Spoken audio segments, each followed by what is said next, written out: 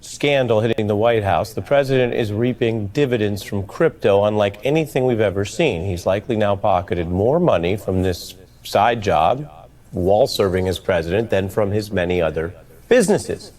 The Fox News sister outlet, the Wall Street Journal, reporting the Trump family has pocketed about $5 billion. That's $5 billion through the launch of a virtual cryptocurrency, most of that occurring this year while Trump is president. It is likely the family's. Okay, everyone, welcome back to the channel.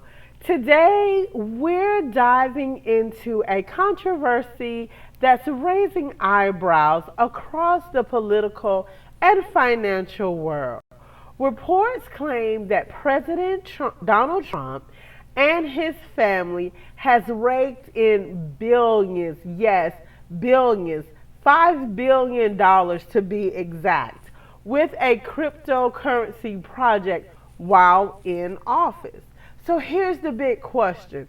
Is this an example of savvy business, or is it crossing the line into scam territory?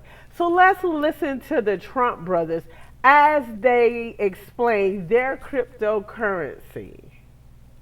I mean, I know he's super proud to serve the American people and the president, and you know, he's doing what he can. What's it like for you to see your dad on the inside and you're on the outside with the guys? You know, Eric and Don are the two greatest business partners I could ask for. Awesome. You know, we run a stablecoin infrastructure company called World Liberty Financial.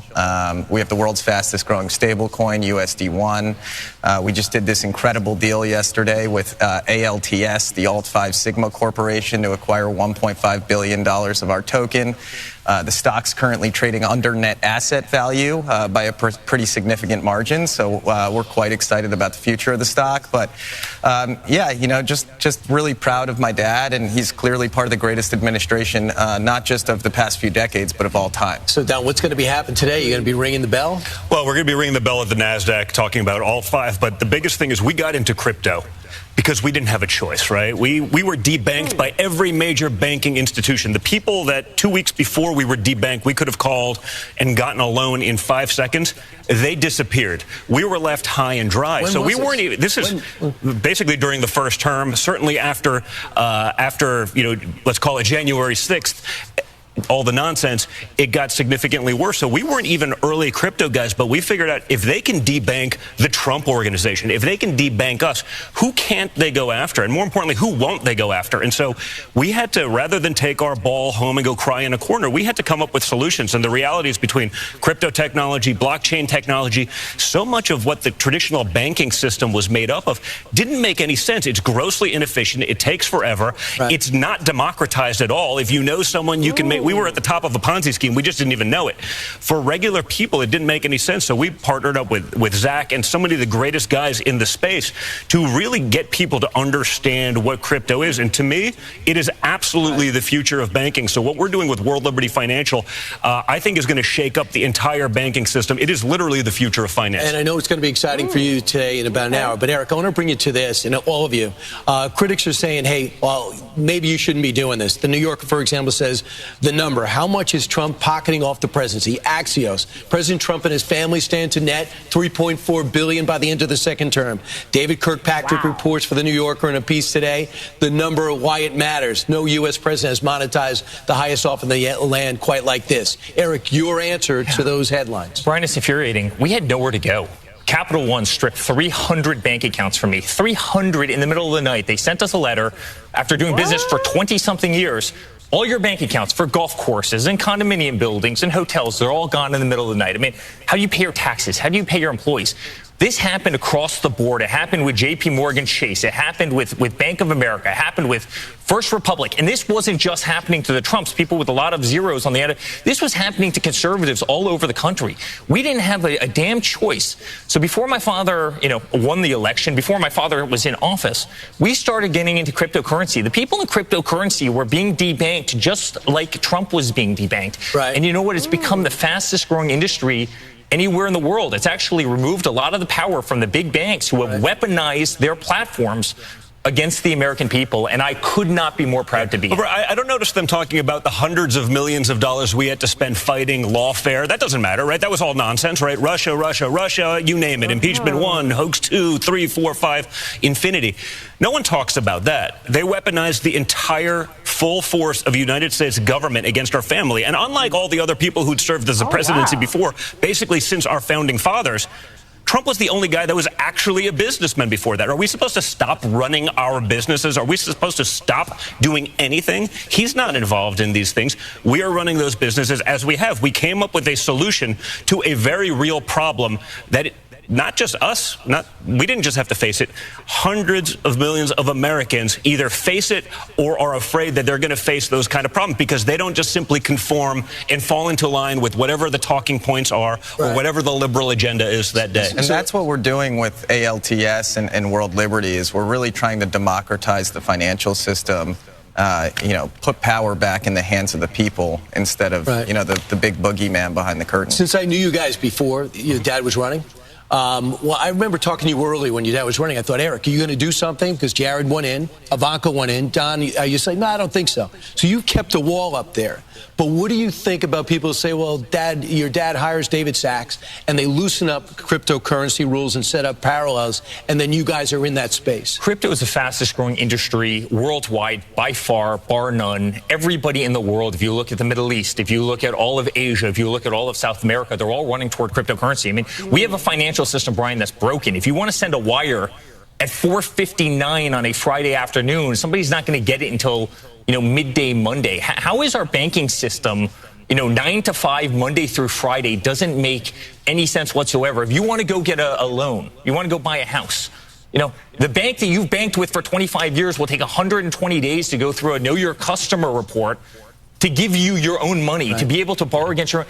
Our banking system is broken, and then that same banking system has gone after 50% of the Americans because they decided to wear a hat that says Make America Great Again. We have to change the financial system. We will change the financial system. World Liberty is going to change the financial system. And honestly, I could not be more proud. And we started this company long before my father was elected, long before he won the election, certainly long before he actually got into politics again. We started this when the New York Times, ironically, was giving him about a 2% chance of re-winning the election as they were throwing the kitchen sink at him. And we campaigned on it. I mean, we said we were going to do this. I mean, we said we were going to do this because, again, the fear of the American public that they were going to be debanked, that they weren't going to be able to get their credit card payment processed because they're buying a gun. The Second Amendment's kind of a big deal. That was a very real fear. We campaigned that we were going to do these things, that we were going to change these systems, that we were going to try to democratize finance. It's not like we're doing this after the fact. When they said we had zero chance of doing this, we were still already working on this project because it had to get done one way or the other.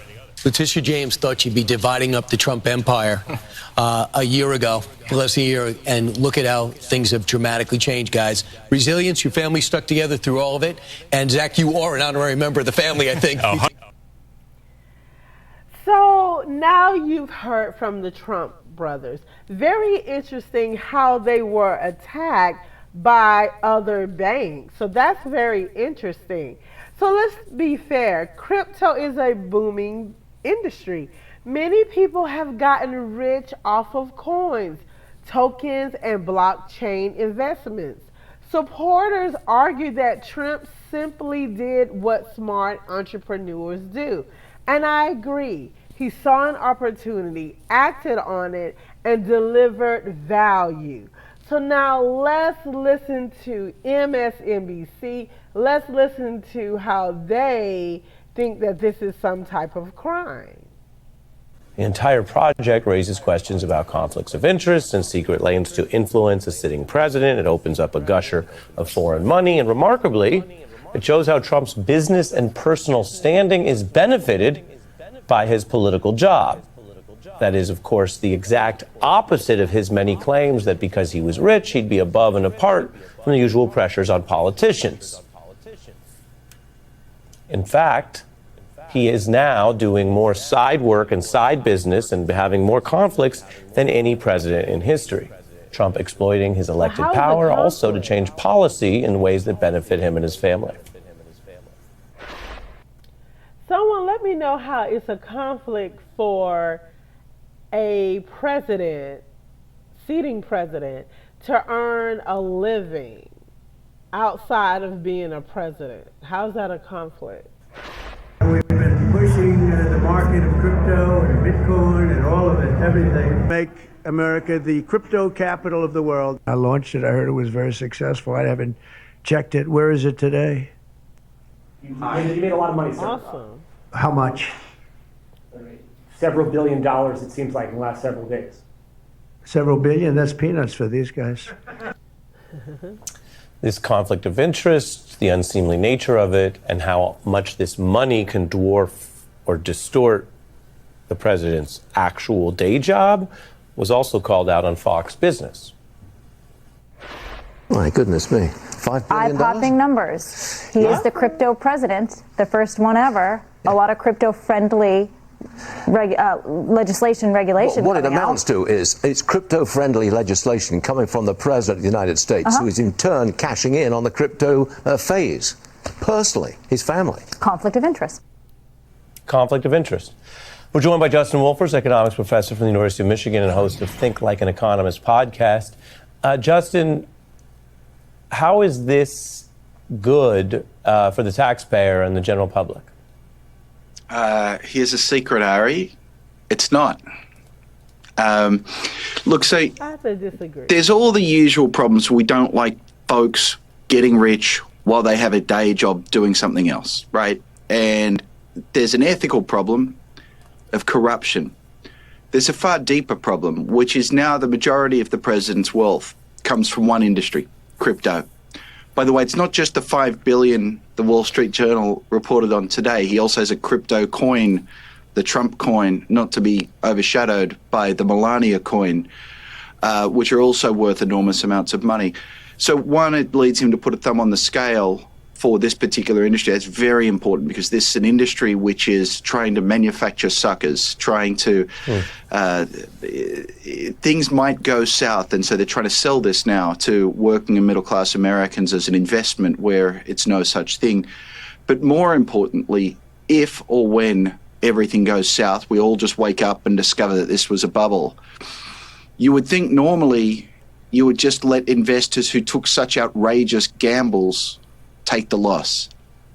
But the oldest trick in the playbook is you privatize the gains and socialize the losses. And this gives Trump $5 billion to want to socialize the losses, to try to put together a bailout for something that affects very, very few American families and would be a pure grifter bailout. Now, we're not there yet, but people already start investing in crypto based on the understanding that there's going to be a Trump put, that he's going to do whatever he can to keep this grift going. Okay, so here's my thought. I think it's awesome. I think he's a smart businessman, and for a U.S. president to promote crypto could strengthen America's position in the global financial market. Think about it. Innovation, leadership, and a chance to bring new jobs and industries into the U.S. For his fans, this is what Trump being Trump is, using his brand power to seize an opportunity. So for me, I think this is an awesome job. But for you all, I would love to hear from you. Is this a good business or not? So family, let's get the discussion going. Leave a comment in the comment section and let me know what you think about this issue. Thanks for watching. Don't forget to like, share, and subscribe. And hit the notification bell to receive immediate updates on the next video. Remember, remain curious and stay bold. Have a good evening, and I'll see you in the next video.